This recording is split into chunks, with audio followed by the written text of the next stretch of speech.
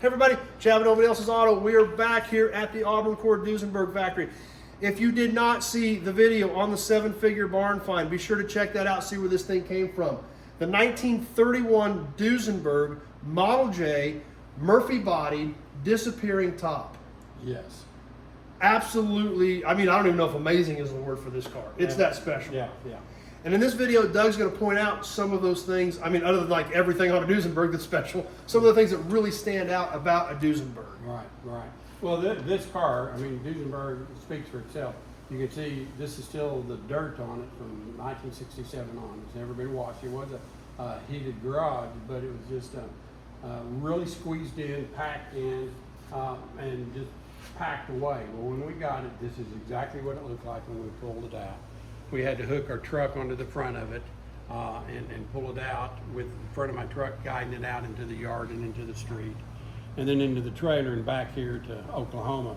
But special features on most Duesenberg J's is, of course, the Duesenberg J hood ornament. Very recognizable. If you see that hood ornament, very Art Deco. Duesenberg J, 1929. This is a 1931 version. The Duesenberg grill stands alone. This one, the first ones didn't have it, but as they had a little bit of trouble with cooling problems or overheating problems, and so these fins are thermostatically controlled, so they close, and as the engine gets hot, they open automatically. So some pretty neat technology for the day. The extra long hood because of the long straight 8 dual overhead cam engine, 420 cubic inches, 265 horsepower. The beautiful louvers on the side. The car is just absolutely magnificent. But this is Duesenberg all the way. This is one of 25 of this particular one with the coach builder, or the body builder with Murphy in LA that built this body. Body's all aluminum, fenders are steel, beautiful hideaway top, but everything that is Duesenberg, this is it. A Duesenberg guy knows a Duesenberg car when he sees it. This is, they did these with the spares just out and open. They did them with the canvas cover, and they also did them with the steel cover. So they did it several ways. That's one thing about a Duesenberg. The owner could order whatever he wanted.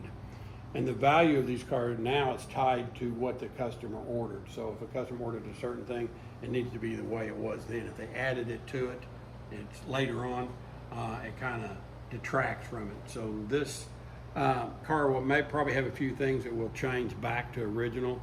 One of them is this has skirted fenders, and it didn't leave the factory with skirted fenders. The skirts were added later on, and they're spot welded on with lead over them. So we'll probably take those back off because we think it's a little better look. And the pictures that we looked at means this area here is the skirted part, correct? Right. Basically, this line should just follow down here without this part. Unopened fender. And in 31, that would have been normal. But by 35, 36, they were doing this, so a customer would take it back to the factory, Modernize and have it, it so to speak. modernized. But we're going to go back with its original look, just the way it was born. And so everything on this very distinctive. I think that this dash doesn't have all the instruments in it, but I think the dash is one of the most beautiful dashes in the world with all the instruments. The engine turn dash, great big Duesenberg steering wheel. This one's got the wrong window cranks on it, but I think the original ones were in the trunk. And of course it will get an original interior, but this is what they did. This was interior probably put in the 50s, in the late 50s. And so the car in the 50s, it was born in 31, in the 50s, it's not that old. No, yeah. You know, but since it was packed away a lot more years than from the time it was born to when they were actually using it and driving it. Something that really stands out to me are these flippers right here. Yeah. Cover the window. Yeah, so the window just cranks up and comes down, I guess if it. And then when you roll the window down, you've got a smooth.